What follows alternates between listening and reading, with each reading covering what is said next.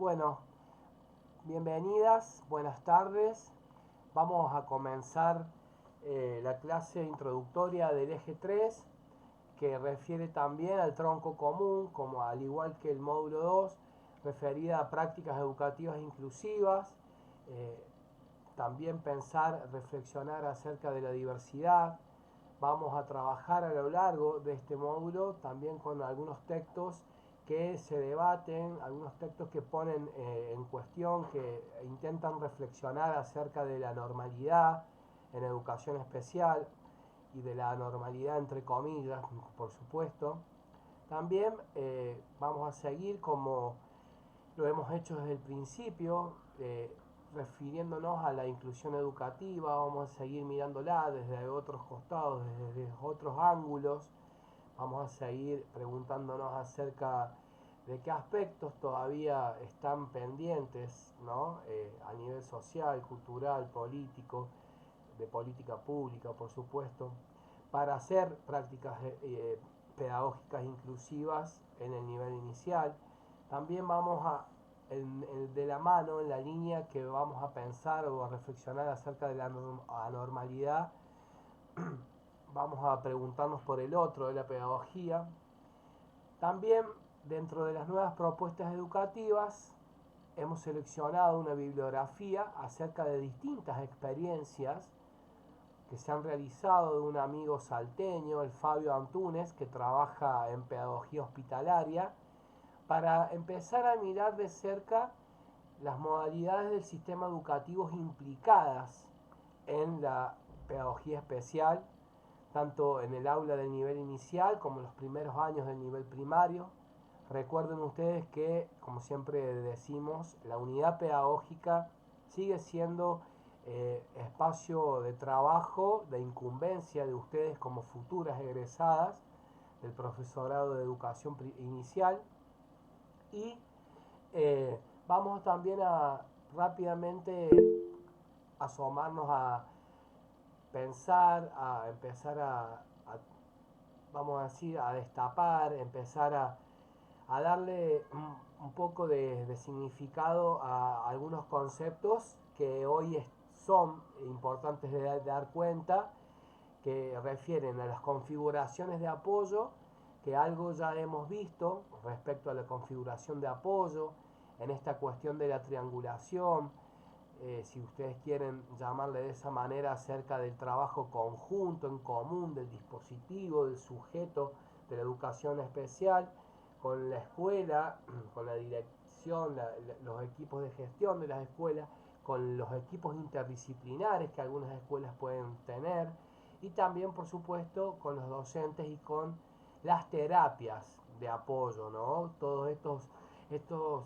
espacios que sostienen, que acompañan con objetivos comunes a los pedagógicos, como son muchas veces las terapias en psicomotricidad, en fonoaudiología, en terapia ocupacional, en psicología, bien digo, en psiquiatría, distintas otras disciplinas que vienen a complementar la configuración del dispositivo, como siempre decimos, de trabajo interdisciplinar, de apoyo, que se pretende o sería como el ideal a construir en el marco de el acompañamiento, de atender la necesidad específica de un estudiante en el nivel inicial, y también para poder constatar en la atención temprana, con un ojo, digamos, de observación, como quien dice, afinado, afilado. Disculpen ustedes, vamos a intentar eh, también poder entender la importancia que tiene, como hemos dicho antes ya, la detección, ¿no? Poder los primeros años de vida, como siempre decimos, son ustedes en el nivel inicial quienes muchas veces pueden detectar algunas dificultades específicas en los estudiantes, en las estudiantes. Y también vamos a mirar el concepto de barreras de apoyo, barreras para el aprendizaje y la participación. Y también otro concepto para venir a completar mirada acerca de la resolución 270 del Ministerio de Educación de la provincia, que tiene que ver con el PPI, con el proyecto pedagógico individual, que es aquello de ajustes razonables. ¿Qué significa hacer ajustes razonables? ¿Cómo hacer ajustes razonables? Y por qué muchas veces es necesario, vamos a decir, un poco poner en tensión, en cuestión, la necesidad de producir un proyecto pedagógico individual o no, ¿no? Siempre digo yo que el proyecto pedagógico individual es lo último que uno debe echar mano, que una debe echar mano para poder acompañar las trayectorias de aprendizaje con aquellos estudiantes que contienen o presentan dificultades, ¿no? Para el último ya haciendo un enlace, haciendo una bisagra, haciendo un vínculo con el módulo 4, que es el último módulo, refiriéndonos a las aulas heterogéneas y al concepto de diversificación curricular. ¿Qué significa la diversificación curricular? ¿Cómo se lleva adelante la diversificación curricular? ¿Cuáles son algunos de los modelos que, eh, en los que, mejor dicho, se trabaja la diversificación curricular, como pueden ser los DUA, los famosos diseños universales de aprendizaje, más allá de que a muchos de estos diseños, de estos modelos, en la actualidad no se les presta importancia, no se les presta atención, no se les, vamos a decir, tiene en cuenta. A veces son modelos de trabajo que complementan una tarea, digamos, integral en el acompañamiento pedagógico del sujeto de la educación especial en el aula de nivel inicial. Por ello, vamos a hacer la presentación de diapositivas, contarles que ya tienen en el aula virtual, en su aula de Profe, formación. disculpe que le Sí, interrumpa. diga.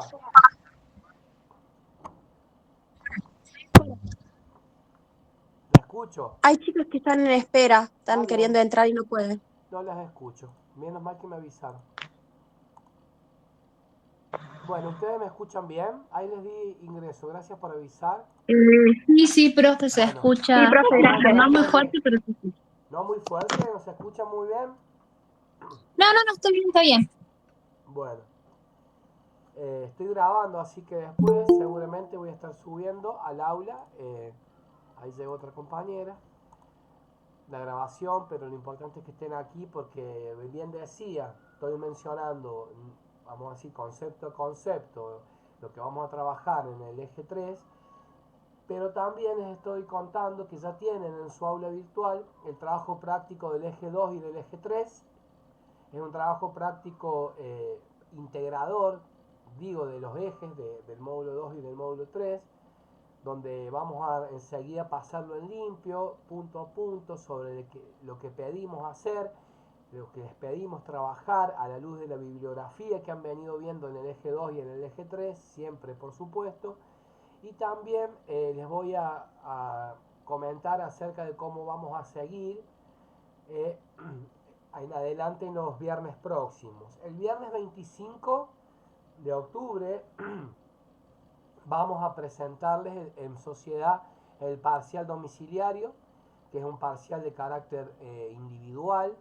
Yo voy avisando para que ustedes se vayan preparando. El parcial va a contener o a considerar contenidos de la unidad 1, del eje 2 y del eje 3, bien digo. Y también les voy a ir comentando de manera muy rápida aquí que para cerrar la materia vamos a tratar de elaborar un trabajo práctico 4 que tiene una esencia bien pragmática, que tiene, vamos a decir, un sentido de intervención, un sentido de aplicar lo que ya hemos venido trabajando a lo largo de la materia en la constitución, o mejor dicho, en la elaboración de un recurso didáctico específico para el nivel inicial para un alumno, una supuesta estudiante que tenga una dificultad específica de aprendizaje, o sea, puede ser una disortografía, puede ser una dislexia, una dislalia, pero de todas maneras, aquí nos vamos a tratar de enfocar en aquellas dificultades, en aquellas, vamos a decir, problemáticas que aparecen o que se pueden, vamos a decir, identificar en el transcurso de la sala de 2, de 3, de 4 y de 5 años, ¿no? Como en el primer y segundo grado de la unidad pedagógica. ¿Por qué digo esto? Porque ya se los dije alguna vez, hay algunas dificultades que son imposibles de identificar en el nivel inicial. El niño necesita madurar cognitivamente, necesita avanzar, socializar, vamos a decir, mostrar, ¿no? Desempeñarse en algunas actividades dentro del primer ciclo del nivel primario para uno poder dar cuenta de esas dificultades. ¿Cómo vamos a trabajar el trabajo práctico 4? Que este es el trabajo de cierre. Ustedes tienen, como bien digo, que presentar un recurso para atender esa dificultad, ¿no? Es decir, tienen que elaborar un juego para enseñar las vocales en el nivel inicial o para enseñar las emociones en el nivel inicial o para enseñar al estudiante a escribir su nombre en el nivel inicial. Más allá de que yo particularmente no soy amigo de alfabetizar en el nivel inicial. El nivel inicial tiene un sentido de socialización, tiene un sentido de lúdico, de aprendizaje para la convivencia en los primeros años. No hay que por ahí muchas veces presionar al estudiante a querer alfabetizarlo, querer, digamos, mostrarle el sistema numérico para que aprenda a que empiece como a conocer los números. Para eso está el nivel primario, con sus finalidades formativas, pedagógicas, pero viendo que nosotros, como siempre decimos, tenemos la unidad pedagógica como objeto de formación, también vamos a trabajar sobre algunos de estos contenidos, ¿no? Es decir, vamos a separar en grupo, se les va a asignar una dificultad, una DEA, una dificultad específica a cada uno de esos grupos, se les va a facilitar material bibliográfico para que ellos puedan en una clase de 20 minutos presentar la problemática, explicar de qué se trata y mostrar el recurso pedagógico didáctico que han elaborado para poder trabajar con un sujeto de estas características, con una niña, un niño con este perfil que presenta esta dificultad, ya sea transitoria o sea permanente. ¿Se entiende este punto? Yo les quiero ir adelantando eso porque el día lunes o en la semana yo les voy a pasar un cronograma detallado de cómo vamos a ir llevando adelante los siguientes próximos encuentros de los viernes en octubre y en noviembre, ¿no? Entonces, en ese sentido, quería decirles, falta entregar el trabajo práctico 2 y 3, que se entrega el 25 de octubre, ¿está bien? También falta el parcial domiciliario que se presenta en sociedad ese 25 de octubre y tienen 15 días para entregarlo. Y por último, que lo vamos a presentar los primeros días de noviembre o los últimos días de octubre, las consignas del trabajo práctico 4, que son grupales. Estas actividades son grupales excepto el parcial que es individual. El parcial es domiciliario, es a desarrollar, es trabajando con los textos de las bibliografías de la unidad 1, 2 y 3. Dicho esto, vamos a comenzar a avanzar con el eje 3 y podemos decir en ese aspecto, como para ir recuperando, para ir retomando, el texto clave, el texto eje, la autora, ¿no? El material de estudio clave del eje Profe, 3. Sí, diga.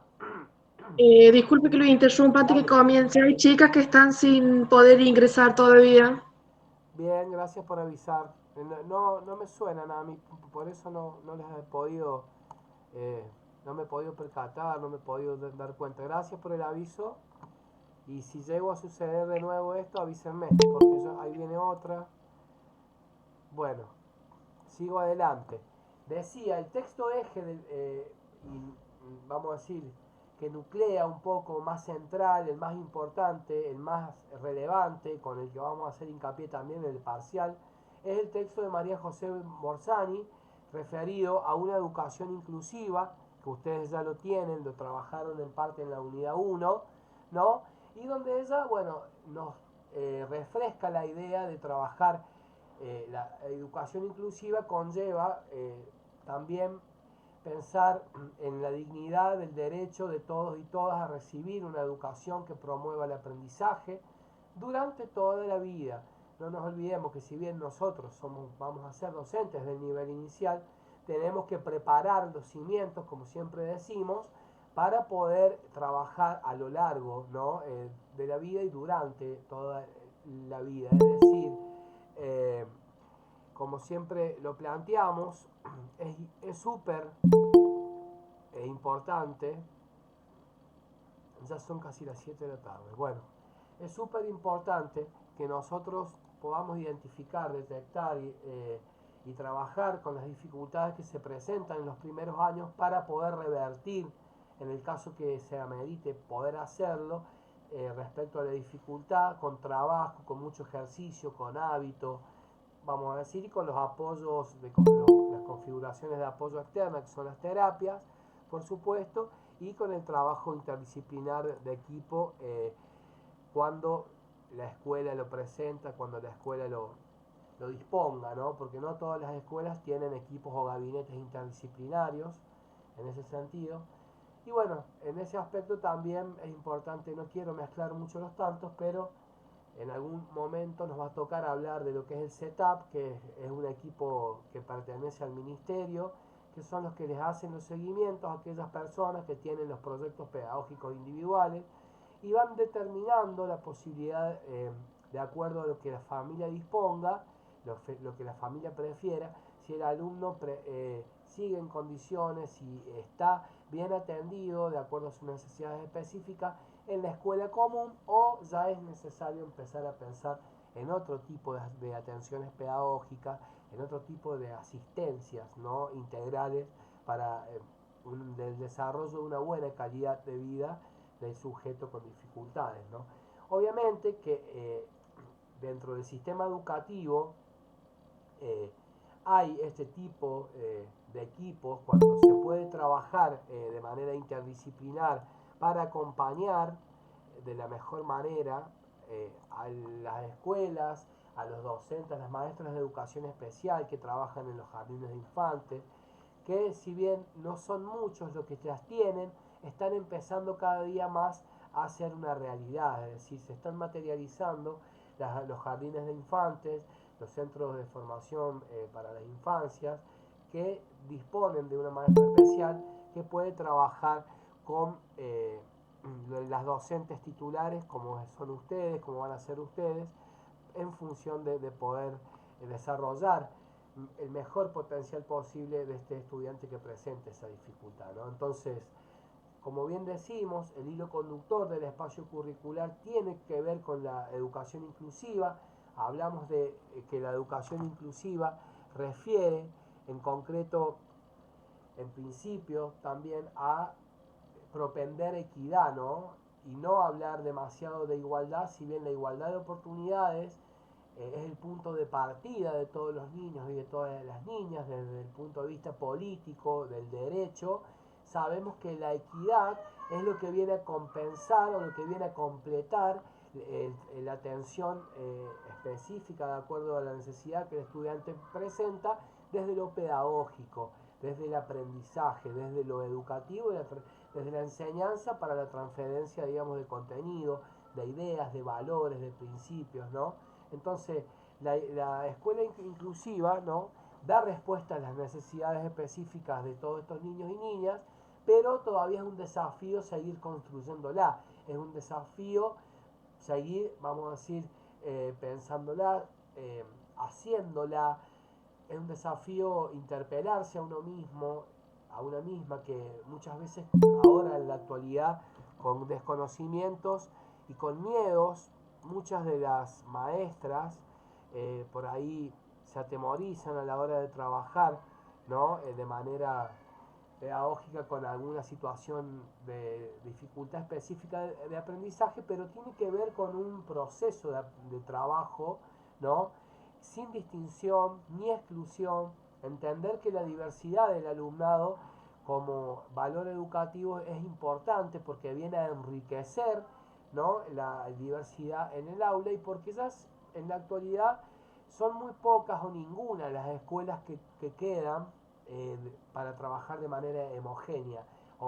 El aula homogénea del normalismo, el aula homogénea del siglo pasado, el aula homogénea donde el maestro planificaba una sola actividad para todos, ya prácticamente no existe, y hay que aprender a entender, a respetar los tiempos de aprendizaje de cada uno de nuestros estudiantes y sus diferentes modos, sus diferentes estilos de aprendizaje para a la hora, digamos, de incorporar contenido, conocimiento, valores, convivencia, poder vincularse, relacionarse humanamente a través del juego, de los sentimientos, de poder compartir los espacios.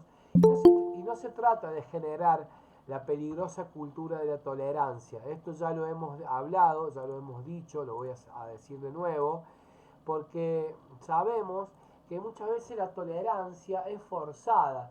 Yo sí tolero, vamos a decir, por la fuerza, de manera bajo presión, si ustedes quieren, pero en realidad el concepto clave para poder entender esta escuela inclusiva es, obviamente, no solo la equidad en el trabajo en lo pedagógico, sino la aceptación, ¿no? Aceptar lo diverso del alumnado, respetar sus tiempos de aprendizaje y prepararse como docente, formarse con mucha paciencia, porque muchas veces llegamos a la escuela con muchos líos personales, con problemas, digamos, o incomunicaciones a nivel del equipo docente, o a veces hay alguna tensión con el directivo, con el equipo de gestión.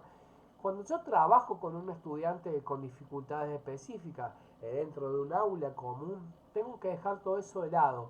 Tengo que, de alguna manera, hacer a un costado los problemas, dejarlos en la puerta, en la vereda, en la escuela, y cuando abro el aula, cuando entro a mi aula de trabajo, también con mayor, digamos, cuidado, con mayor detalle, con mayor detenimiento, debo ser cuidadoso. Ya vamos a ver por qué.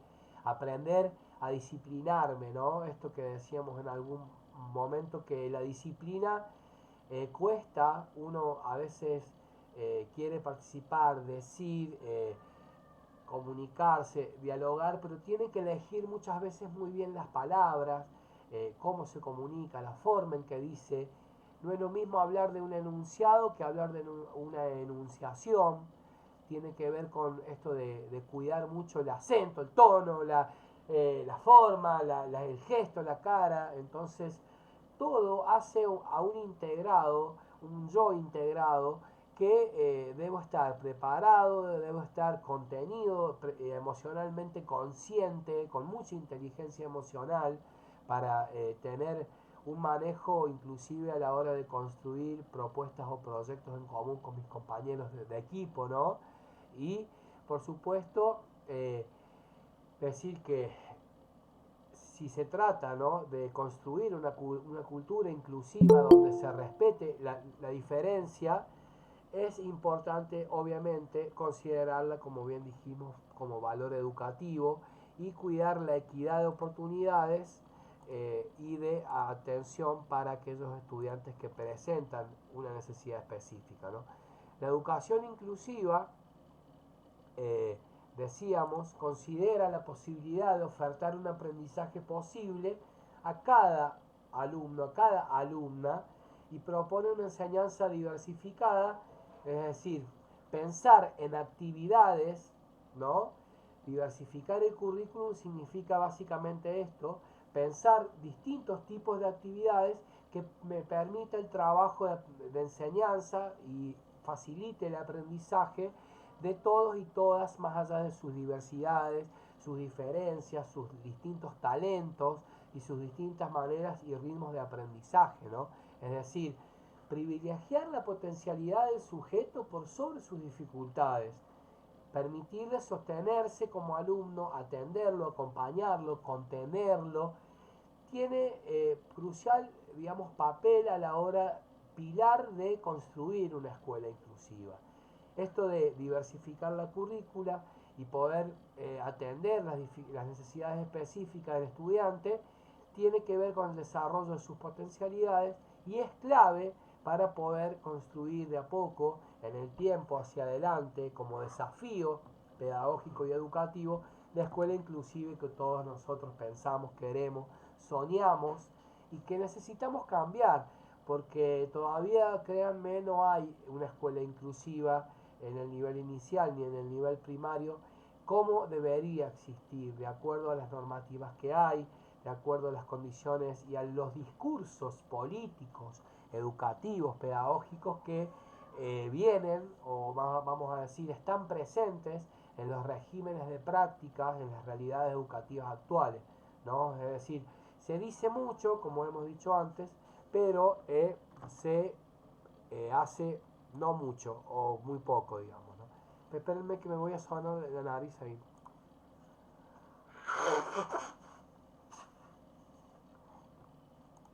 Bueno, en ese sentido, eh, decíamos que la importancia de diversificar la currícula tiene que ver con variar diversamente las actividades, ¿no?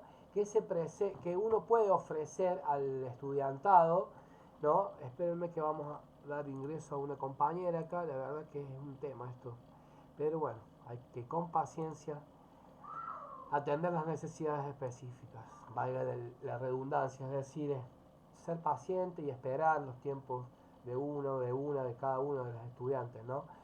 La diversificación curricular tiene por objeto trabajar tanto desde lo heterogéneo como desde lo común, es decir, buscar las maneras, las diversas formas, las distintas, vamos a decir, acciones que amerite realizar para que todo el equipo, digamos, todo el aula, todo el dispositivo de estudiantes puedan, tanto desde lo común como desde lo diverso funcional, trabajar actividades, ¿no? que les permita avanzar a su tiempo, pero vale decir que la diversificación curricular no es del todo muy utilizada, pero tiene que ver básicamente también con que a la hora de planificar mi propuesta de enseñanza, yo pienso alternativas para las realidades de cada uno de nuestros estudiantes.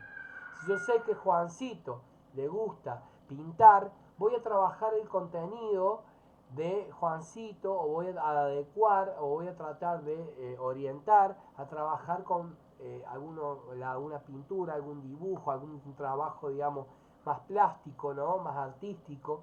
Y si vamos a decir, a María le gusta o sabemos que le presta atención, que se motiva escuchando cuentos, historias, vamos a canalizar didácticamente ese contenido, ya sea el contenido que ustedes elijan, del diseño curricular jurisdiccional, a través de ese canal didáctico, de esa estrategia, ¿no? Es decir, del cuento, de la historia, de la narración.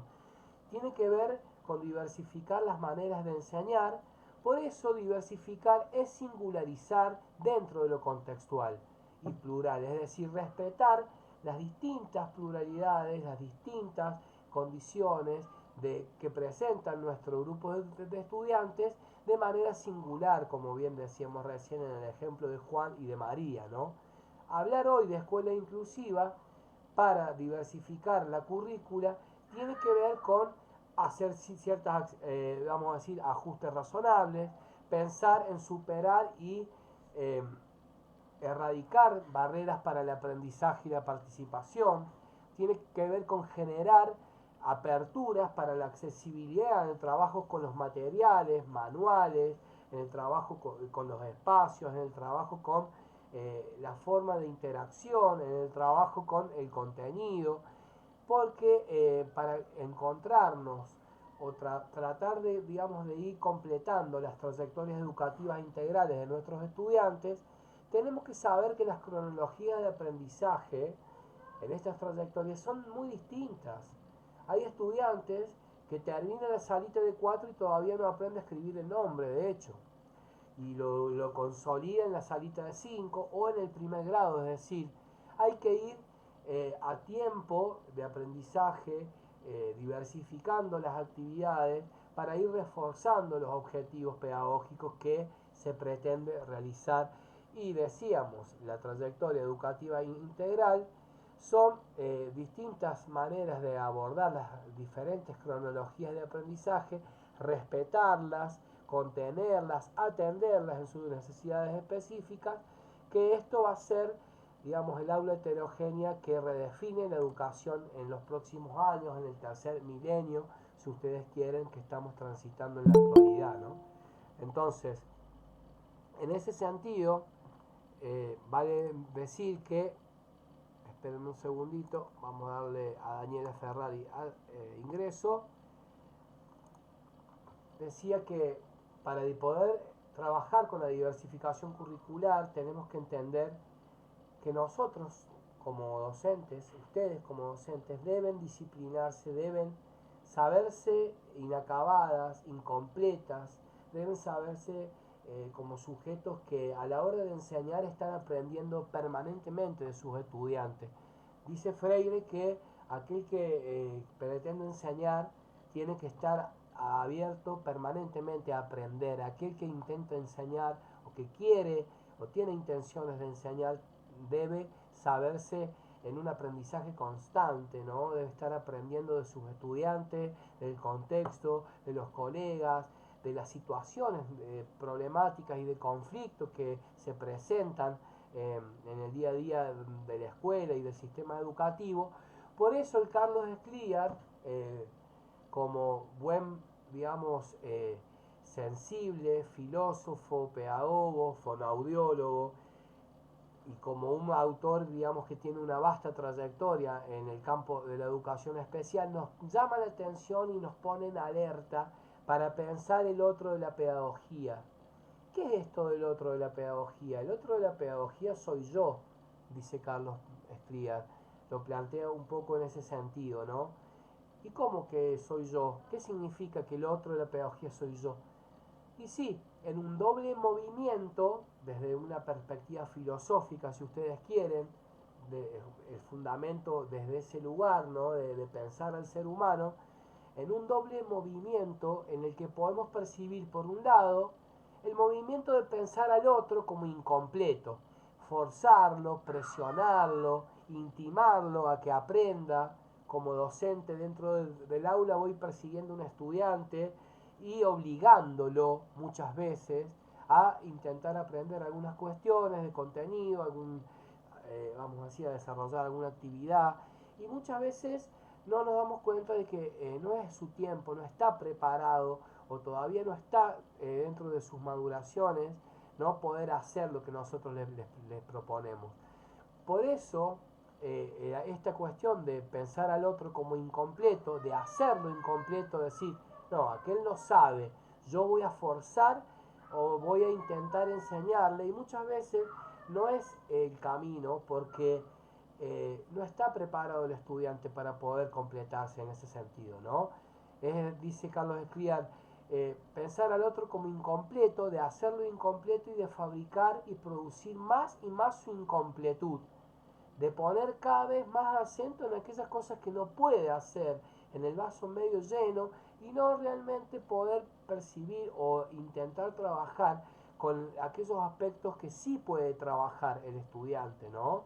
Es decir, por otro lado, el movimiento de completamiento tiene que ver con la necesidad de de no ser violentos en la imposición de querer obligar a trabajar un contenido que el estudiante muchas veces no está preparado o no tiene la maduración suficiente en su tiempo para poder llevar adelante. Entonces tenemos que respetar ese sentido, su tiempo, sus necesidades, sus sentimientos. Por eso hay que ser disciplinados y cuidadosos. Por eso el otro de la pedagogía soy yo, dice Escliar, porque hay que ser sumamente sensibles, sumamente, vamos a decir, empáticos, si ustedes quieren, para que de alguna manera no sean violentos mis intenciones, no sean violentas las intenciones de poder querer intentar enseñar algo que por ahí el sujeto no está preparado para poder aprender, ¿no?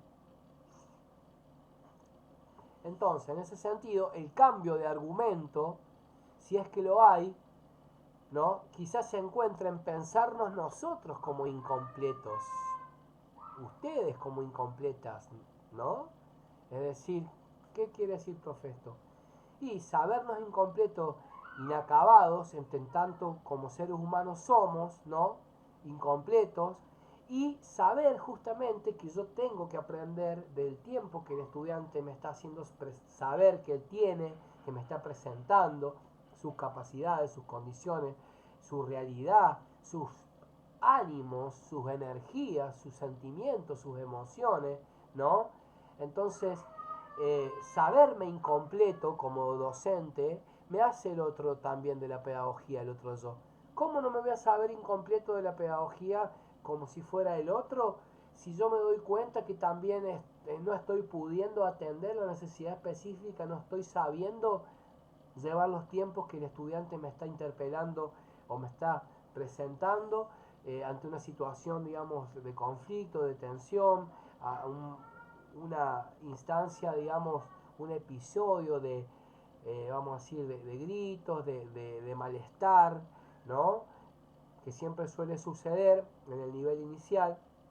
¿Cómo voy a poder yo, está bien, completarme si justamente, y exigirle de manera violenta al otro que aprenda y se completa, si justamente la finitud, lo finito, el límite, la incompletud, el inacabamiento, es lo que me hace ser humano, es la frontera. Entonces, el otro de la pedagogía también soy yo, porque también estoy aprendiendo a poder completarme como el otro también lo está haciendo a su tiempo.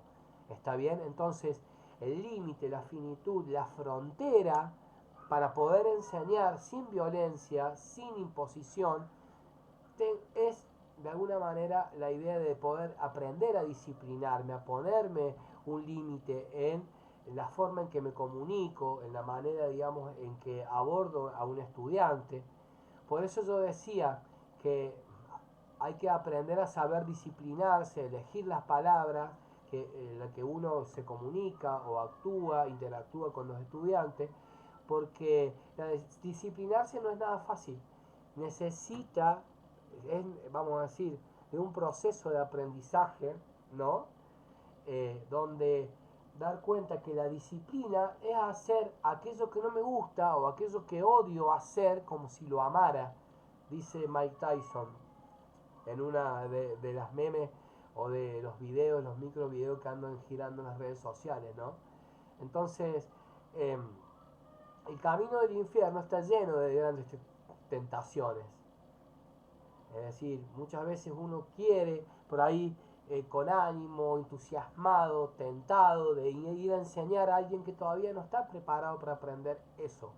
Y el camino del infierno está lleno de grandes tentaciones, pero en la educación, la idea en la vida no consiste en no tener pasiones, no consiste en, digamos, estar entusiasmado, motivado para ir a tratar de proponer, digamos, una acción para la enseñanza. No consiste en no tener esa pasión de educar, sino saber dominarla. ¿Está bien? Entonces, cuando nosotros podemos disciplinarnos y dominarnos en nuestras intenciones, estamos viendo al otro de la pedagogía como yo también soy un ser incompleto, finito, limitado, que no ha podido todavía aprender el tiempo del otro, pero sí lo está haciendo, y eso es la frontera justamente que nos hace humanos, humanas. Entonces eso es muy importante de pensar el respeto, de pensar siempre la serenidad, perdón, de pensar siempre la escucha como capital pedagógico para poder seguir adelante, avanzar, poder acompañar y enseñar con estas capacidades, con estas habilidades, con estas destrezas que voy incorporando a lo largo de la formación inicial y de la experiencia, de lo empírico. de los hechos, vamos a decir, de lo fáctico, del hacer. ¿Está bien? Entonces, creo que en el espacio de pedagogía especial es importante saber, dar cuenta que si bien uno como docente debe aprender desde la teoría, desde los supuestos, desde los conceptos, desde las categorías que ya otros pensadores intelectuales han facilitado, han sistematizado, también es sumamente importante ver la parte de la completud de la que hablamos en la última clase cuando estuvimos en la cooperativa, que hablábamos de la importancia de poner en práctica, cuando yo les hice la analogía del estudiante de natación. ¿Qué quiero decir con esto? Que para poder aprender a saber aplicar la pedagogía especial a una intervención pedagógica para la enseñanza, necesito un proceso de ejercicio, un proceso de habituarme a ejercitar la intervención pedagógica. Tiene que ver con el hábito del saber hacer. ¿Por qué es muy importante esto? De probarse, hacer, intentar, de poder, vamos a decir, como dice Freire, a enseñar se aprende enseñando, a investigar se aprende investigando, y también el saber se aprende haciendo. Y muchas veces tener conocimientos no nos garantiza que sepamos hacer en una intervención. Podemos tener mucha buena labia, buen discurso, buen conocimiento teórico acerca de un tema, y a la hora de aplicarlo, ¿no? A la hora de ejecutarlo en una intervención pedagógica hacemos agua. Entonces, el saber pedagógico en sí es importante que ustedes lo tengan súper presente, porque se desarrolla in situ, en contexto, de manera situada. No es lo mismo. Ahora les voy a tratar de hacer algunos ejemplos, para que ustedes entiendan la importancia de lo que significa el saber pedagógico en sí. No es lo mismo, no es lo mismo trabajar pedagógicamente en un contexto de educación rural que trabajar en una escuela urbana del centro de la ciudad, o que trabajar en una escuela de los sectores populares. Más allá de que cada escuela es única en su, vamos a decir, naturaleza, es única en el universo, de acuerdo a su idiosincrasia, sus dinámicas, a sus costumbres, sus hábitos.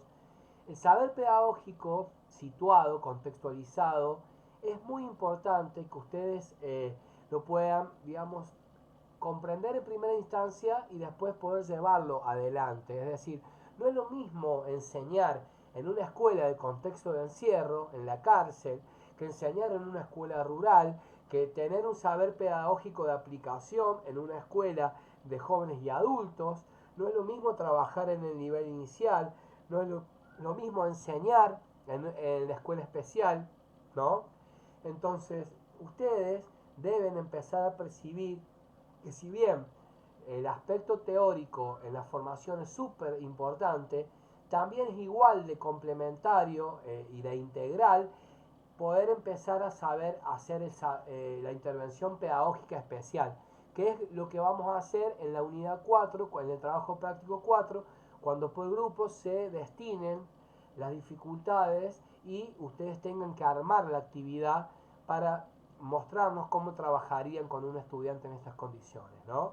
Crear una consigna de trabajo luego de haber fundamentado la dificultad específica de aprendizaje o el trastorno de la conducta que les toque, digamos, trabajar en grupo, y luego mostrarnos un recurso didáctico con el que trabajarían esa problemática, ¿no? Entonces, el saber pedagógico es propio de su contexto, es propio de su cultura, es propio de, digamos, de sus costumbres, ¿no? No es lo mismo trabajar en una escuela bilingüe que trabajar en una escuela, digamos, que no lo es. Entonces, el requisito previo indispensable para emprender esta clase de reflexión sobre el saber pedagógico, ¿no? La importancia de que un docente que trabaja hace tiempo ya en la escuela rural ya tiene un saber pedagógico específico de esa modalidad, y aquel que trabaja en el nivel inicial también ya ha adquirido un saber pedagógico porque eso lo va atesorando, lo va guardando, va enriqueciendo su formación para la intervención, ¿no? Entonces, aquí el ejemplo de que aquella virtud humana que Aristóteles denominaba phronesis y que Carl llama la sabiduría práctica, esto de poder hacer, del saber hacer, del poder llevar a cabo, de concretar, de materializar una intervención pedagógica, tiene que ver con un saber pedagógico específico. Bien, entonces este tipo de saber ustedes lo van a ir como acumulando, lo van a ir incorporando a lo largo de la formación docente inicial, pero también lo van a ir consolidando el día de mañana cuando transiten las aulas del nivel inicial o de la unidad pedagógica en la escuela primaria. Este tipo de saber no es un conocimiento meramente teórico, justamente es casi lo opuesto, pero tampoco es lo opuesto porque el saber pedagógico de aplicación también tiene en cuenta la teoría y tampoco está exento de valor o un conjunto de reglas técnicas, sino que es una disposición que articula lo moral, el saber bien hacer, con lo intelectual, con la teoría, con lo conceptual y poder ser, vamos a decir, asertivos, precisos, saber ser pertinentes en la intervención a la hora, digamos, de aplicar ese saber hacer, ese saber pedagógico en el nivel inicial, en la escuela y en el aula heterogénea para combinar el conocimiento ético del bien, o sea, hacer el bien, poder enseñar con un sentido, digamos, pedagógico de sano juicio práctico y sobre todo pensando en la situación peculiar, en la situación particular, en aquella idea de singularizar la diversificación curricular, ¿no? Es decir, de poder de alguna forma articular el saber teórico y el saber, el conocimiento ético del bien, ¿no? De hacer el bien común, con una aplicación práctica de sano juicio, decía Aristóteles. Y este saber práctico, de sabiduría práctica, es denominado la phronesis, ¿no? Que en aquel tiempo, hace ya muchos años atrás, más de 400 años, eh, antes de Cristo, tenía que ver, justamente Aristóteles lo definía como un saber práctico que sostiene, ¿no? Y se ve siempre transformado, se ve siempre en la necesidad de ser readecuado, de ser reajustado, de ser modificado de acuerdo al contexto donde se aplica ese saber pedagógico, ¿no? Dentro de la tradición clásica, es decir, dentro de los pensadores clásicos como Aristóteles, Platón, Sócrates, la phronesis, el saber práctico, relaciona el conocimiento ético, el hacer bien, como bien decíamos, el bien común, de acuerdo a los marcos regulatorios normativos, ¿no? El conocimiento ético con la acción contextualizada, de acuerdo a las necesidades y características que presenta el contexto, lo que implica el establecimiento de la teoría con la práctica, es decir, con una combinación que lo supera y que algunos autores en el tiempo la han definido como el concepto de la praxis. La praxis es mucho más que solamente la combinación de la teoría y de la práctica. En la práctica educativa, ¿no? Que se hace con sentido educativo, es el que generan diversos actores sociales con el propósito de lograr la formación de los sujetos mediante el desarrollo de sus aspectos humanos, es decir, aplicar un saber pedagógico especial en la práctica educativa con un sentido de diversidad en torno a las necesidades de los distintos actores sociales, pensando siempre en la formación de sujetos, ¿no? Que mediante el aprendizaje van mejorando su nivel y calidad de vida, siempre bajo el desarrollo de sus aspectos humanos. La práctica educativa, ya vamos a ver que este concepto pertenece a Enríquez y Holguín. La práctica educativa así entendida es amplia, es muy amplia y se presenta de acuerdo a los marcos comunitarios, a los marcos sociales, culturales, institucionales, como áulicos en cuanto a la educación, ¿no? Entonces, La práctica educativa así entendida es amplia y flexible, en la medida que comprende diversas formaciones educativas en toda la sociedad, en la familia, en las organizaciones sociales, en las instituciones educativas. ¿Está bien? Es muy amplia la práctica educativa en ese sentido y puede incluir acciones pedagógicas con grados menores de sistematización. ¿Qué quiere decir esto? Que puede también alcanzar a la educación no formal en una propuesta de formación, no sé, cuando un niño aprende a bailar, cuando un niño aprende a cantar, cuando una niña aprende a patinar, cuando en una organización educativa no formal también se pretende sistematizar y transmitir aprendizajes que no son del todo pedagógicos, educativos, pertenecientes a la escuela, sino que van, vamos a decir, completando integralmente la formación de los niños y niñas a la hora de aprender un deporte, de jugar al fútbol, a la hora de poder ir a la vecinal del barrio a poder aprender, no sé, como bien decíamos recién, teatro, aprender arte, aprender otras áreas, otras aristas de la vida humana que también nos completan como personas y como seres sociales, ¿no?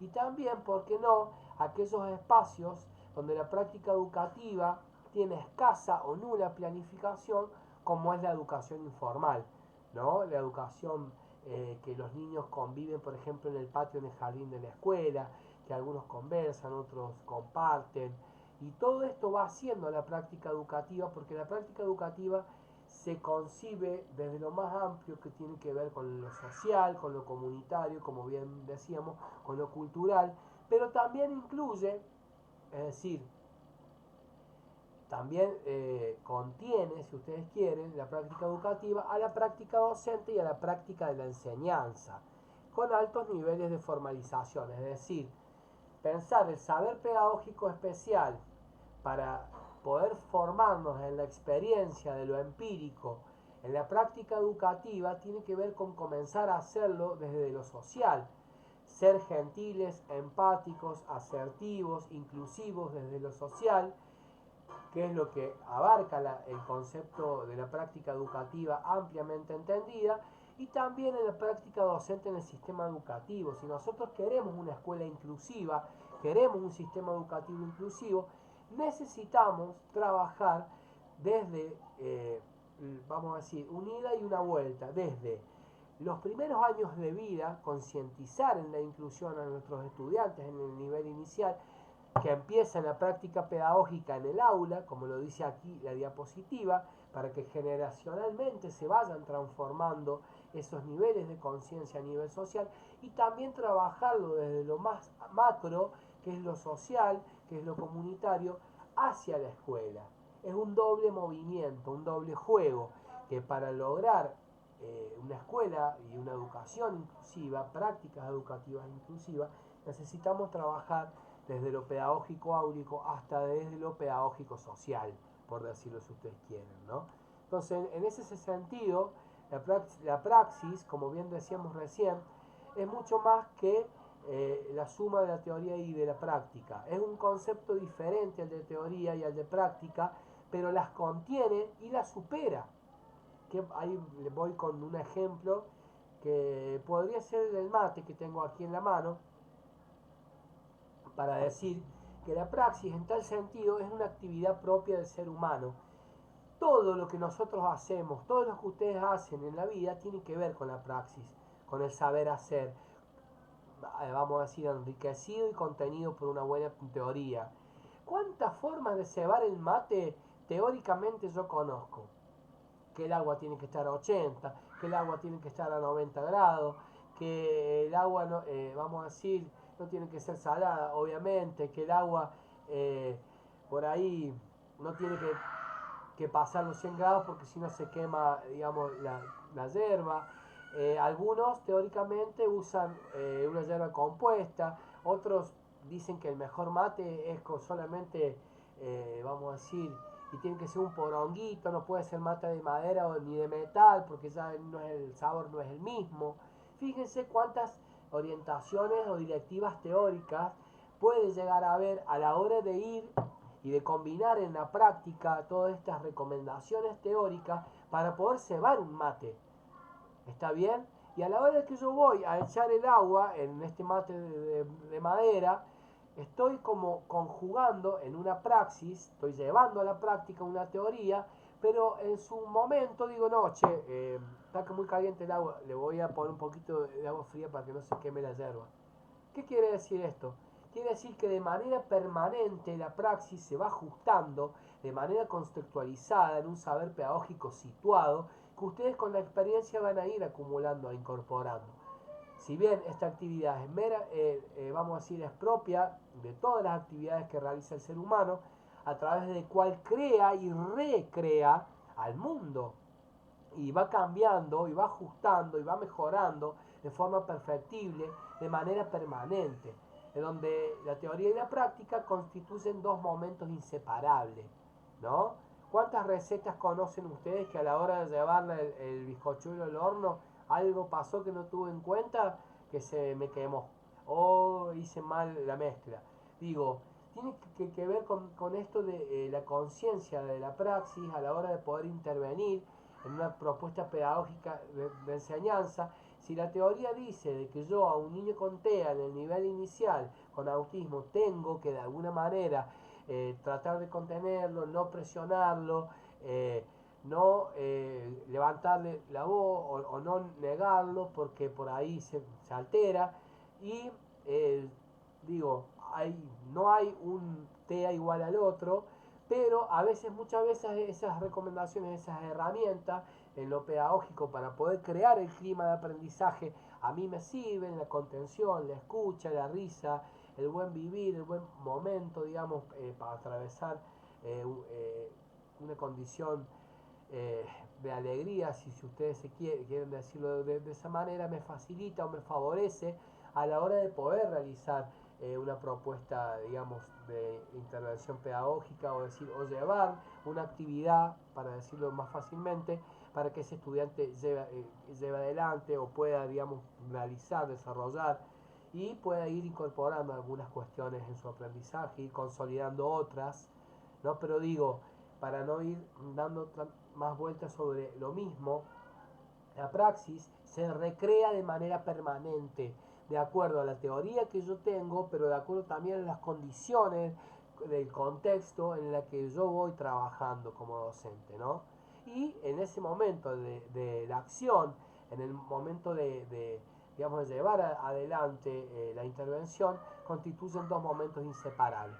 Pero para agregar a esto, yo quisiera decir algo más que me parece importante, que uno como docente a lo largo de la formación, como de la vida, en la carrera en sí, como educadora, como educador, tienen que ser conscientes de la importancia de la reflexión, como siempre digo. Hay una reflexión antes de la praxis, una reflexión durante la praxis y otra reflexión después de la praxis. Antes, durante y después de la intervención, a donde con la observación que vamos a trabajar en el eje 4 y el registro y la reflexión a través de la autocrítica me permiten a mí ir mejorando mi praxis y mejorando mi tarea de la enseñanza como docente. Es decir, de nada serviría que yo dé cuenta de la conciencia de que la praxis se recrea permanentemente si yo no la reflexiono. Si yo no reflexiono sobre mi intervención, a la hora de trabajar en el aula, con el estudiante, con el grupo, con mis colegas, con los directivos, con las configuraciones de apoyo, con las terapias, con todos aquellos con los que trabajo o con los que debo trabajar, de nada me sirve si yo no soy autocrítico y reflexivo para poder ir mejorando y readecuando la propuesta de acuerdo a la necesidad específica que el estudiante va presentando, ¿no? Entonces, en la búsqueda de la escuela inclusiva, de las prácticas educativas inclusivas, la reflexión y la acción de la praxis es permanente, es constante. Yo voy, digamos, consolidando un saber pedagógico integral, a donde lo voy aplicando, lo voy ejecutando, pero a su vez, en la misma praxis, de llevar todas estas herramientas que yo he consolidado, he incorporado a la práctica, a la praxis, necesito reflexionar durante la acción, antes de la acción y luego de la acción. En un ejemplo concreto, si yo estoy llevando adelante una actividad de una manera que el estudiante no me está pudiendo seguir o no me está logrando entender o se está poniendo mal o le estoy provocando un malestar por la manera en la que yo le estoy hablando, le estoy comunicando o le estoy imponiendo, que eso no debería suceder nunca, ¿sí? Necesito sobre la misma marcha cambiar, tener una cintura de maestra del nivel inicial que me permita redireccionar y readecuar, digamos, las capacidades y las habilidades en el momento para poder sobrellevar de la mejor manera y lograr poder atrapar a ese estudiante de nuevo, ¿no? ¿Han levantado la mano por ahí? Hablen si quieren, ¿eh? Yo sigo adelante porque tenemos mucho por delante y quiero no terminar muy tarde, valga la importancia. Entonces, en ese sentido, la reflexión del saber pedagógico que yo llevo a la praxis es antes, durante y luego de la acción, ¿no?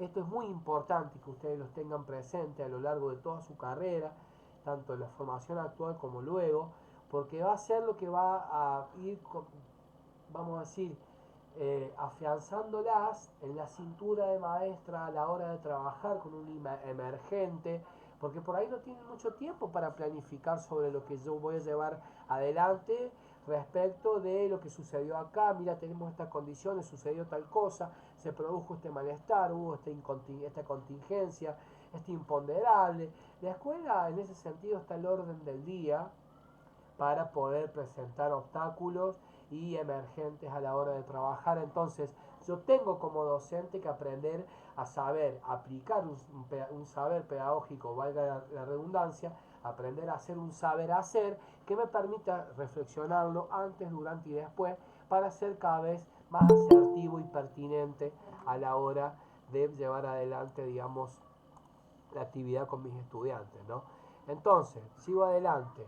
También el eje 3 de la materia eh, tiene un texto que se llama el Index for Inclusion, que es el índice para la inclusión. ¿Qué es el Index? Es una guía de trabajo, ¿no?, para la educación inclusiva, para construir escuelas inclusivas, que ustedes la pueden conocer, la deben conocer, para mejorar el aprendizaje y la participación. Este es un texto global, es una, vamos a decir, una bibliografía, es eh, eh, una producción, un material teórico muy importante de guía y de orientación, como bien dijimos, para pensar una escuela inclusiva, para llevar adelante la construcción de un sistema educativo inclusivo y obviamente siempre a la luz de mejorar el aprendizaje, la participación y aspirar precisamente a cumplir la importante función de servir, ¿no?, de guía para los equipos educativos de trabajo en dos tareas que son interdependientes, dice el índice para la inclusión.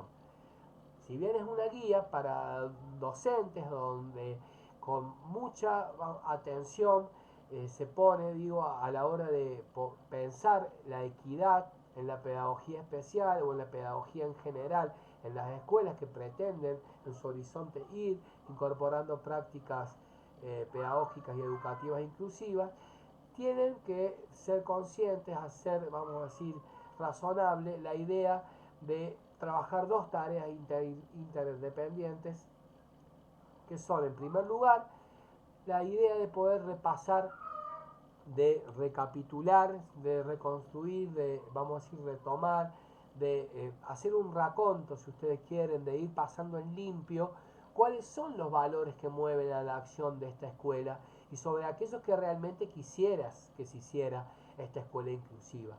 No es lo mismo trabajar por ahí con una escuela con criterios de selección, por ejemplo a la hora de quién lleva la bandera, si yo quiero hacer una escuela inclusiva, tal vez sea un ejemplo muy burdo, pero un ejemplo práctico al fin, de poder pensar que todos y todas tienen la posibilidad de poder llevar la bandera argentina, en el caso que sean argentinos, nativos, ciudadanos, etcétera, ¿no? Es decir, los valores de la inclusión, la justicia, la empatía, la equidad, la dignidad, digo, son importantes a la hora de pensar un proyecto guía para una escuela inclusiva, para trabajar entre docentes y equipos directivos, equipos educativos, como también en segundo término, iniciar y sostener procesos de mejora e innovación escolar guiados por estos valores que yo como docente, como guía, comparto en mi identidad, tengo como en común con mi equipo docente, con el equipo directivo, con otros colegas, con otras escuelas que trabajan con la guía para la inclusión, con este índice, ¿no?, de inclusión que realmente se sostiene en, como dijimos, los valores inclusivos y también en la permanente revisión para mejorar e innovar las prácticas educativas, ¿no? El índice para la inclusión es un, vamos a decir, decía yo, es un texto, una guía que es muy larga, pero es muy detallada, tiene cada uno de los pasos a seguir en esa guía para la escuela inclusiva y pocos trabajos han tenido tanto impacto a nivel global, a nivel mundial e internacional como esta guía para la inclusión en la forma de pensar y a la hora de actuar en favor de una educación más inclusiva, algo que queda de manifiesto en la gran cantidad de lenguas en la que se ha ido traduciendo, ¿no? Se ha traducido esta guía para la inclusión en todas las lenguas había y por haber que revisten y están presentes en el mundo, ¿no?, en la actualidad. Y entonces, en ese sentido, es como un libro pilar, como una guía de estudio y de trabajo sumamente importante a la hora de pensar las prácticas pedagógicas especiales, inclusivas, y también pensar las prácticas educativas en el sistema en general, en el sistema educativo, ¿no? ¿Qué proporciona esta guía? Un marco de valores como fundamento de prácticas basadas en principios, en valores, como bien dijimos, y se muestra como el enfoque abarca principios ligados a los derechos, a las dignidades de las personas, a la participación democrática, a poder, vamos a decir, darle voz y voto a todos y todas, a trabajar también con la sostenibilidad del medio ambiente, a trabajar con la ciudadanía global, a trabajar con las tecnologías de la educación que amplían nuestros diálogos y comunicaciones a lo largo y ancho del mundo, a promocionar la salud como un derecho y también, por supuesto, a trabajar como un valor pilar la no violencia y la no discriminación bajo ningún punto de vista en cualquier tipo de situación, digamos, que se presente, ¿no? Sostiene que estos intereses comunes se implementan mejor cuando se coordinan desde un enfoque integrado, dispuesto como el que está en el Index for Inclusion, que es el índice para la inclusión. Ahora yo les voy a mostrar rápidamente, no me quiero detener demasiado aquí, en algunos puntos que el index trabaja, que el Index para la Inclusión puntea. Es un texto que ustedes lo tienen, es un material de estudio que está presente en el eje bibliográfico 3, lo tienen para ser leído y para ser guardado, atesorado por ustedes, y que vamos a ir repasando, mostrando algunas cuestiones. Por ejemplo, en el subtítulo, en el capítulo de crear culturas inclusivas, a la hora de construir con la comunidad, la escuela en comunidad, con otras organizaciones, con otras instituciones, se trabaja la cooperación, se trabaja, digamos, en equipo. No es lo mismo hablar de comunidades o de grupos que hablar de equipos, como ya lo hemos aclarado, ¿no? Los padres con los docentes están en permanente comunicación, se colabora y se coopera todo el tiempo con los objetivos de proyectos comunes que en las escuelas inclusivas se proveen o se proyectan, ¿no? El centro escolar es un modelo de ciudadanía democrática, ¿no? Los padres participan, los estudiantes con sus anhelos y deseos también participan, y el centro escolar de la localidad se apoyan entre sí, ¿no?, las distintas instituciones que quieren crear esta cultura inclusiva para hacer lograr a futuro un sistema educativo inclusivo y, por qué no decir, también una sociedad que sea realmente inclusiva, de verdad, que no se quede solamente en los discursos ni en los lindos textos, propagandas, publicidades y demás, ¿no? Entonces, también hay un punto en el Index for Inclusion que habla del centro escolar para desarrollar valores inclusivos, esto que decíamos, trabajar desde el aula de la escuela para la sociedad y de la sociedad para la escuela. ¿Está bien? Para establecer valores inclusivos hay que fomentarlos en todos los espacios, el respeto por la integridad de las personas, los derechos humanos, el respeto por la naturaleza, el planeta Tierra, ¿no? La participación de las personas.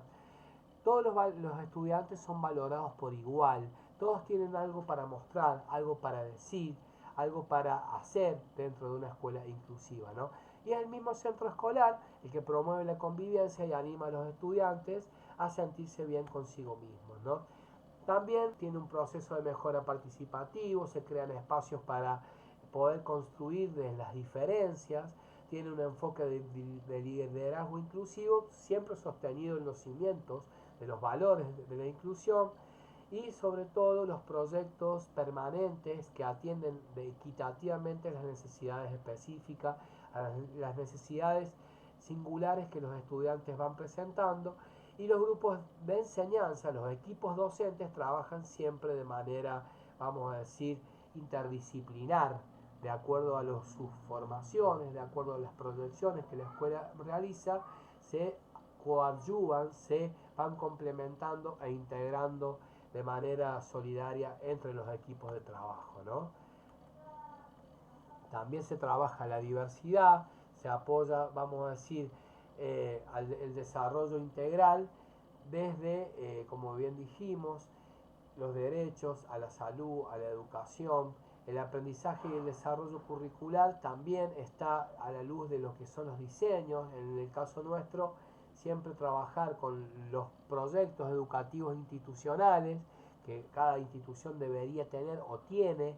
El proyecto educativo institucional es aquel proyecto que le da identidad particular a la escuela, que vamos a decir le da nombre y apellido si ustedes quieren, porque algunas escuelas trabajan con los objetivos de desarrollo sostenible, otras escuelas tienen como valores pilares la alimentación saludable, otras escuelas los proyectos de género o los proyectos de integración, otras escuelas trabajan con otras temáticas interculturales.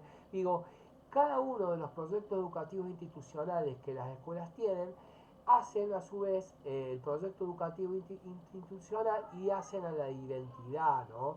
Hacen a la característica particular, ¿no? Asegurando que la política sobre las necesidades educativas especiales también sean parte de ese proyecto educativo, que sean políticas públicas para la inclusión pedagógica y para la inclusión social, ¿no? También pensando en construir un currículum para todos, fíjense ustedes, ya eh, finalizando esta muestra del índice para la inclusión, trabajar con el consumo de alimentos, explorar los ciclos de la producción, el cuidado del agua, estudiar la decoración y la ropa, estudiar, investigar sobre los derechos a la vivienda, la salud, el medio urbano, trabajar con los medios de producción, trabajar con el desarrollo sostenible, investigar acerca del universo, las relaciones interpersonales, de la Tierra, acerca del sistema solar, de la salud, sobre las fuentes de energía renovables, es decir, no solamente la inclusión, la escuela inclusiva se queda en un discurso de humanamente poder dar lugar a la necesidad específica de aprendizaje del estudiante, sino que también incluye un trabajo de cuidado sensible con el planeta y con los derechos humanos. No se limita solamente a trabajar con la necesidad específica de la persona, sino que es una mirada más integral, una perspectiva donde se construye un currículum para todos, obviamente trabajando con la participación del arte, la literatura, la música, la formación, la completud integral para el desarrollo de la vida, ¿no? Y obviamente vincular al estudiante con el desarrollo de sus intereses, poder impulsar sus talentos, ¿no? Y obviamente también aprender sobre la ética, los buenos valores, como dijimos recién, el poder y la gobernanza en el sentido de lo democrático, ¿no?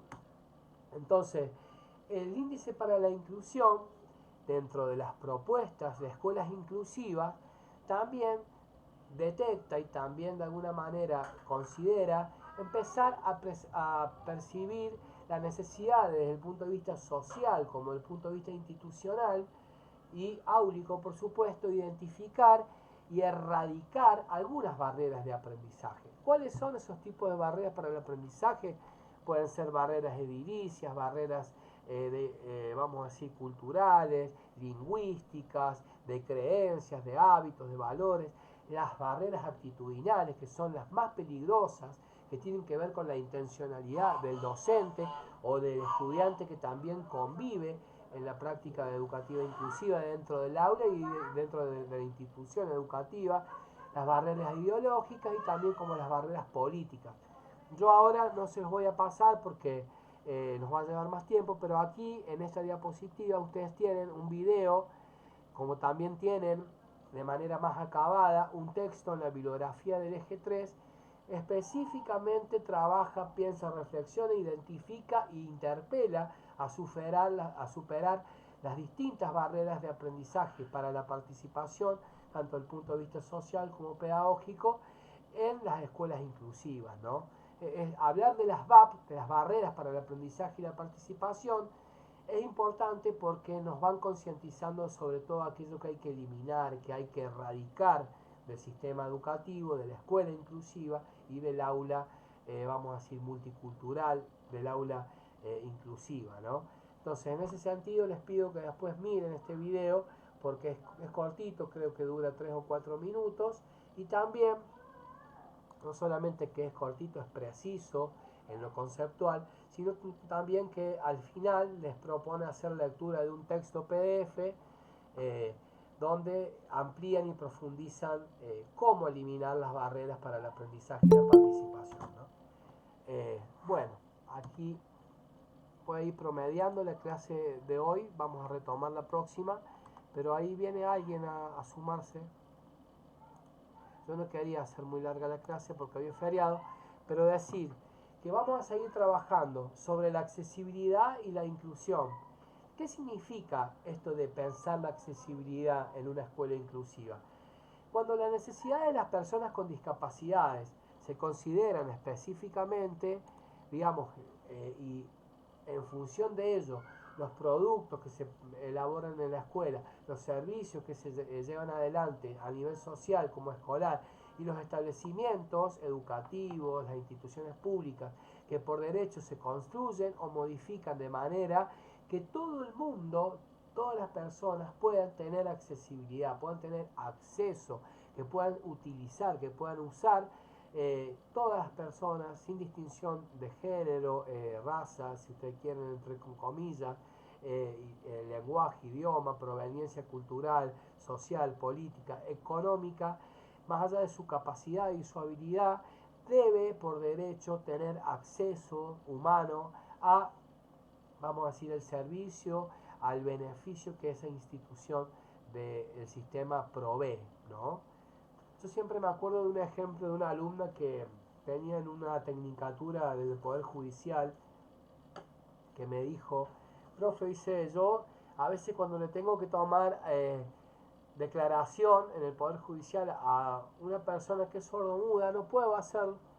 Tengo que llamar y el Poder Judicial tiene que contratar a una persona que sepa el lenguaje de señas para poder tomar esa declaración y que quede un registro de lo que dice, porque bueno, este tipo de ejemplo es clave, o por ejemplo las rampas para el ingreso a las instituciones ediliciamente hablando, son claves para entender qué significa la accesibilidad para revertir o superar la barrera o el obstáculo para la participación y el acceso a la inclusión del beneficio, ¿no? Es decir, fíjense que la accesibilidad refiere a la capacidad de aproximarse, a acceder, a usar y salir todo el tiempo de un espacio o el recinto con independencia, con autonomía, con facilidad, sin interrupciones, que todos y todas estén en silla de ruedas, esté, digamos, en las condiciones de transporte o de traslado o de, vamos a decir, dificultades en las que se presenten, tengan la posibilidad sin límites y sin filtros de poder acceder al beneficio, en este caso que la escuela inclusiva provee, ¿no? Pensando en una escuela podemos pensar en un baño para discapacitados, podemos pensar en una rampa, podemos pensar en un aula que tenga ciertas condiciones de accesibilidad para el trabajo pedagógico con los materiales, que tenga un gabinete de atención interdisciplinar. Eso también tiene que ver con la accesibilidad. ¿Por qué? Porque es el derecho a educarse en la accesibilidad es un derecho que garantiza la continuidad, es un derecho de apertura, como decimos, eh, eh, es un derecho que amplía otros derechos, ¿no? Brinda la posibilidad de seguir aprendiendo, de seguir mejorando, de seguir incorporando ciertas herramientas, está bien, que permitan la mejora en la calidad de vida, ¿no? Eh, es un derecho básico y a la vez un derecho complementario, ¿no? Como dijimos en las clases anteriores. Entonces, la accesibilidad en ese sentido hace también a la escuela inclusiva, y hay que tenerla bien presente siempre, ahí también en el texto de Barreras para el Aprendizaje y la Participación hay contenido referido a la accesibilidad y a la importancia que ésta reviste, pero aquí ya para finalizar y mostrarles el trabajo práctico del eje 2 y 3, explicárselo rápidamente, hacer como alguna diferencia lo que refiere a la adaptación en la accesibilidad, a la adecuación, mirando la accesibilidad, a la diversificación curricular, mirando la accesibilidad, y a los ajustes razonables, mirando a la accesibilidad, ¿no? Los ajustes razonables se entienden como las modificaciones y adaptaciones necesarias y adecuaciones, ¿no? Que no se tienen que imponer con una carga desproporcionada o indebida. Es decir, el ajuste razonable se hace siempre en función de la capacidad que el sujeto pedagógico que trabaja conmigo en el aula puede desarrollar, a las habilidades y capacidades que sí él puede realizar. En cambio, la adecuación curricular, a diferencia del ajuste razonable, es elaborar una actividad que tenga un menor grado de dificultad, que esté adecuada, pero no está ajustada razonablemente al estudiante. Y no es lo mismo, discúlpenme ustedes, hablar de ajustes razonables que hablar de adecuaciones. El ajuste razonable considera aquello que sí el alumno sabe hacer. La adecuación no le pregunta al alumno si sabe o no sabe hacer tal o cual actividad, sino que lo que produce es un grado menor de dificultad en la consigna que implica el contenido que yo voy a trabajar, ¿no? Entonces estos ajustes razonables, que son el fundamento de la resolución 270 del Ministerio de Educación de la provincia de San Luis, que es el proyecto pedagógico individual, se entiende justamente como la adaptación, adecuación necesaria, pero no impuesta, sino consensuada con el estudiante, cuando se requieren en un caso particular para garantizar a las personas con discapacidad o el goce o ejercicio en igualdad de condiciones con las demás. ¿Está bien? Es decir, no confundamos el ajuste razonable con la adecuación curricular ni tampoco con la adaptación. La adaptación está más direccionada a pensar la accesibilidad. La adaptación está pensada más a lo que significa lo institucional, es decir, lo organizacional de la escuela inclusiva. Se adaptan los ingresos, se adaptan las aulas, se adaptan los baños, se adaptan los decibeles del sonido, se adaptan las políticas de equipos interdisciplinares de trabajo. Y en la diversificación curricular, como bien explicamos al principio, se buscan variar y diversificar, como la palabra lo menciona, las actividades siempre en función del valor de lo que el estudiante puede en la heterogeneidad del aula. Porque si yo pienso en hacer ajustes razonables para todos, es porque el ajuste razonable está pensado para el PPI. En cambio, la diversificación curricular no es necesaria pensarla para el PPI, es pensada, o debe ser pensada, mejor dicho, para la totalidad del aula. ¿Se entiende este punto? Es decir, yo voy variando las actividades, como dije el ejemplo de Juan, de Juana o de María y de Juan, que a Juan le gusta más escribir y dibujar y a Juana le gusta más escuchar historia. Entonces yo voy diversificando la actividad, variando con juegos, variando con imágenes, variando con bailes, con distintos tipos de estrategias didácticas para diversificar el currículum, diversificar la manera en que yo le enseño el contenido, es decir, modifico mi propuesta de enseñanza en función de la necesidad del estudiante. Dicho esto, y siendo las 8:05, quiero ya pasar a mostrarles el trabajo práctico. Las diapositivas siguen, no me quiero explayar demasiado porque ya estamos en tiempo, pero les voy a mostrar el trabajo práctico que subimos ayer con la profe Lara, que está en el aula virtual, que ustedes deben desarrollar de manera grupal. Permítanme que lo voy a buscar porque está por acá. Acá está. Y mostrárselos, comentárselos, decirles que si necesitan una clase de consulta la van a tener de acuerdo al pedido, y si no vamos a hacer una clase de consulta como hemos hecho antes de manera general. El trabajo de pedagogía especial del eje 2 y el eje 3 reviste pensar la educación especial en las prácticas educativas inclusivas para la convivencia en la diversidad. Como ustedes algunas ya habrán visto, los temas a trabajar son las nuevas propuestas educativas y la neurodiversidad en el video de Matías Cadaveira, que se encuentra en este enlace, que él nos hace como una reconstrucción histórica acerca de la educación y de pedagogía especial, y cae en la actualidad para pensar lo que es la diversidad o la neurodiversidad en las aulas, en las escuelas inclusivas. La actividad propuesta cuenta con un tiempo de 15 días, tienen que entregarla en el aula virtual, en una tarea, en una entrega de tarea el día 25 de octubre, en un espacio, digamos, que va a ser creado para ello. Y en los enlaces del material de trabajo está la bibliografía del eje 2 aquí, que yo la estoy en este momento pintando, y la bibliografía del eje 3 aquí, que la estoy también pintando. Y todas las respuestas que ustedes produzcan, el informe, vamos a decir, la descripción, la caracterización, la síntesis, resumen que ustedes hagan del video, por ejemplo, de Matías Cadaveira, que es muy actual, que lo hizo ahora el mes pasado o el anterior.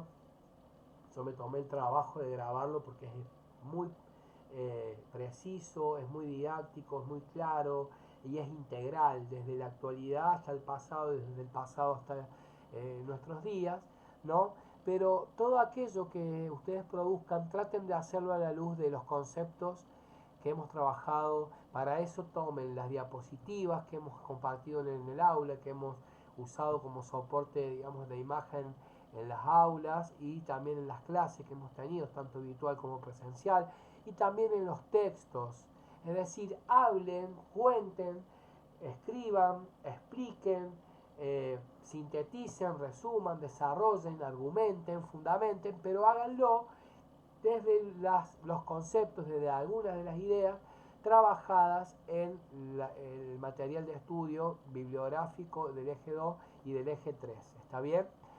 Como bien dijimos, acá está el video del profesor Cadaveira y también el enlace de textos de experiencias pedagógicas hospitalarias, que la intención de esta actividad es que ustedes vayan pudiendo vincular las prácticas pedagógicas especiales, las prácticas pedagógicas en la diversidad, en las escuelas inclusivas que tienen escuelas comunes en su origen. La educación especial, la pedagogía especial y la pedagogía hospitalaria y domiciliaria son primas hermanas de alguna manera, se cruzan, porque hay niños en situación de enfermedad, está bien, que de alguna manera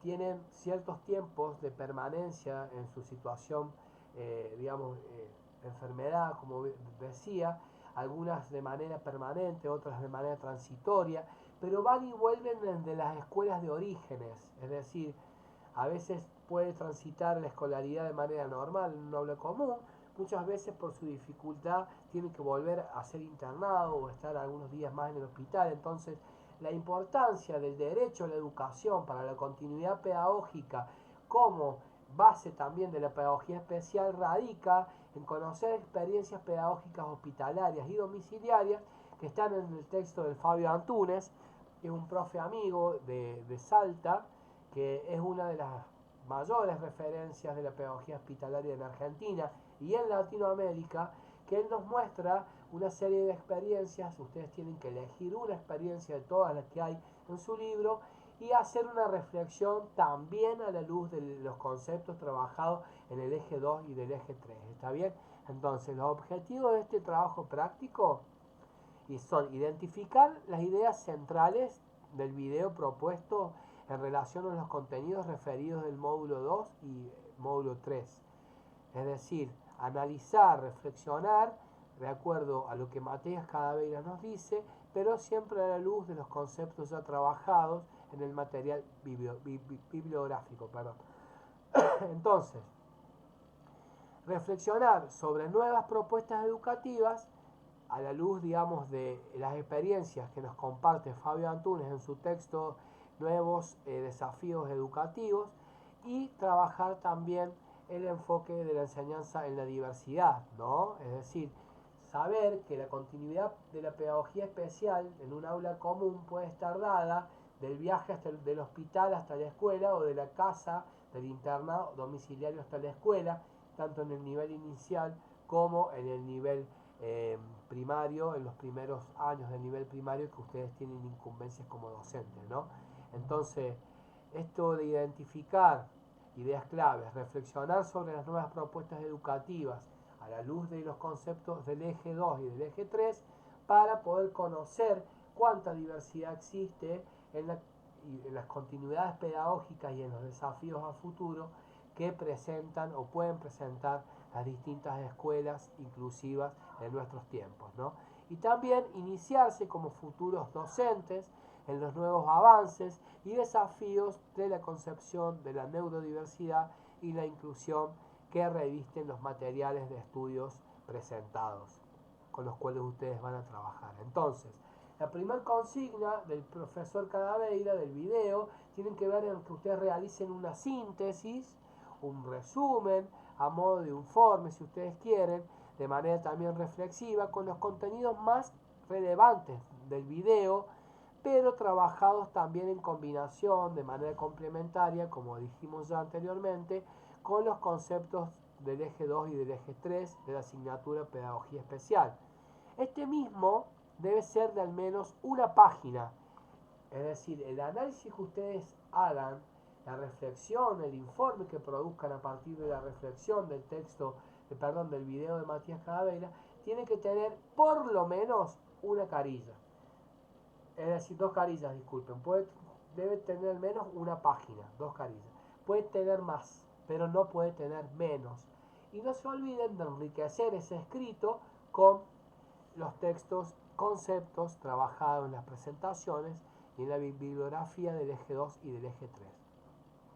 La segunda consigna tiene que ver con seleccionar una experiencia del texto Nuevos Escenarios Educativos del Fabio Antunes, y también la que les resulte más significativa, más relevante, aquellas experiencias que les llamen más la atención, deben resumirla de acuerdo a sus relevancias para poder presentarla, ¿no? Hacer una reflexión por qué les llama la atención como futuras docentes de pedagogía especial en un aula de educación común, pensar la posibilidad de trabajar la continuidad pedagógica de esta experiencia, o hacer una reflexión como futuras docentes del nivel inicial, también es válido. Y por último, es un trabajo práctico integrador que de alguna manera trata de recuperar lo más relevante, lo más importante, no trata de irse por las ramas, porque de acuerdo a los tiempos materiales que tenemos por delante, tenemos que enfocarnos en lo más relevante, lo más importante. Entonces, la última consigna: investiguen en la bibliografía del eje 3, hay dos textos de acuerdo a las barreras específicas, a las barreras para el aprendizaje y la participación, donde hay barreras específicas que ustedes deben identificar, deben mencionar y explicar cuáles son aquellas barreras, por qué se les dice barreras para la participación, definirlas y enumerarlas. Y en segunda instancia también tienen que decir, de acuerdo a sus realidades sociales, a cómo transitan la vida cotidiana, cuando caminan las instituciones educativas, como madres, como hermanas, como primas, como tías, eh, deben de alguna manera decir qué tipo de barreras identifican en la realidad social y cultural de las instituciones y organizaciones que transitan en el cotidiano de lo público.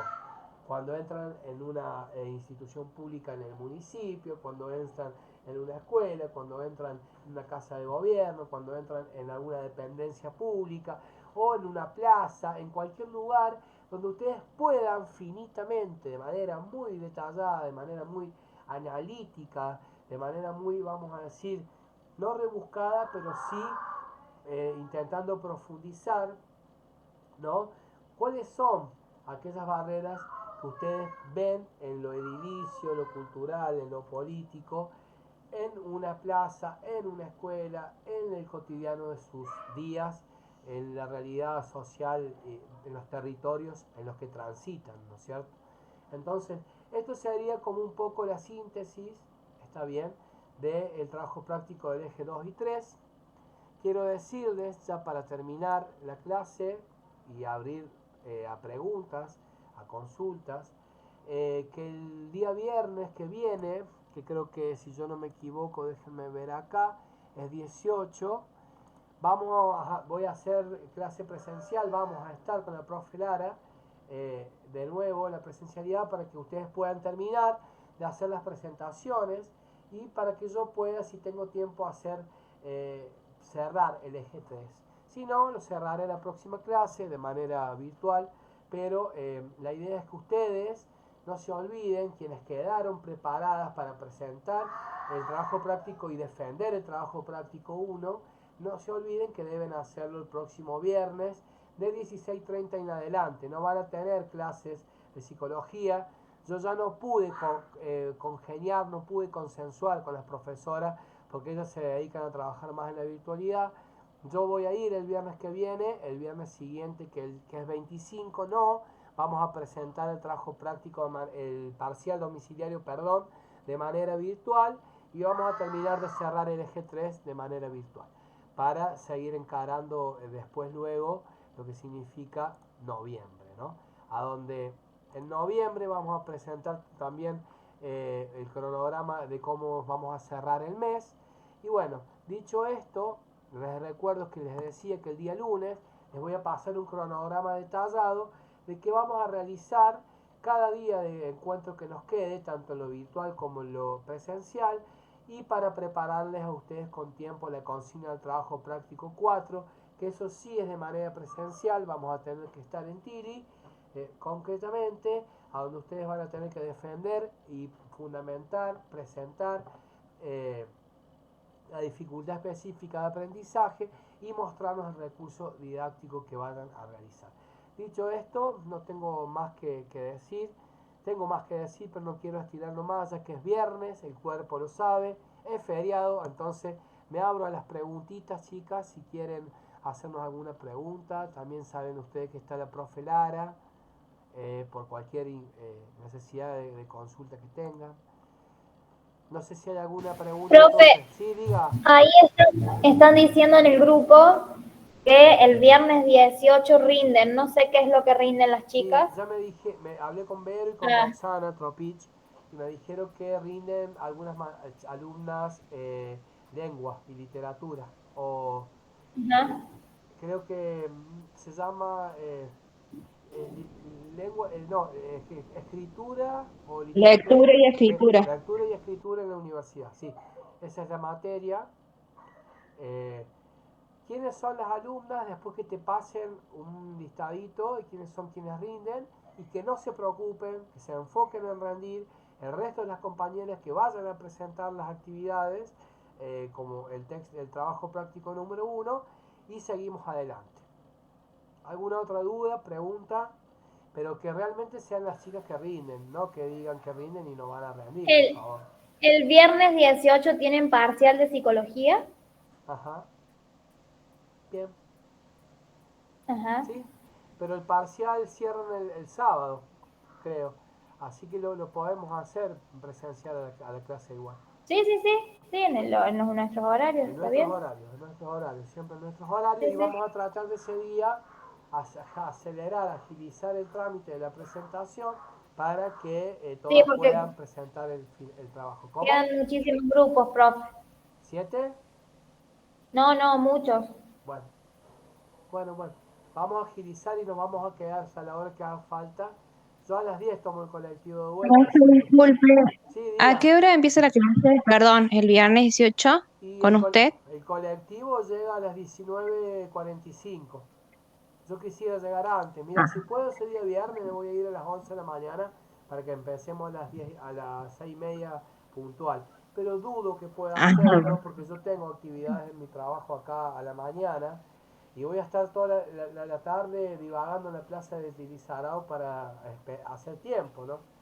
Como quien dice. Pero yo no tengo drama de hacerlo. El tema es que ustedes tengan la voluntad de poder quedarnos para que todas puedan terminar. Que lo hagamos de las 6 hasta que no queden más grupos y así todos nos vamos tranquilos, las que tengan que retirarse se puedan ir retirando. Lo que yo quiero es que ustedes nos presenten, que pongan en práctica esto de poder hablar, de defender, explicar, fundamentar, bien como lo venían haciendo, de manera excelente como lo vinieron haciendo los grupos que ya participaron. Y obviamente los grupos que ya participaron asistan a clases porque vamos a promediar la asistencia en la nota final y es un deber escuchar a las compañeras que ya nos escucharon a ustedes, escucharon, digamos, las presentaciones de los grupos que ya estuvieron presentando. ¿Sí? ¿Alguien iba a decir algo?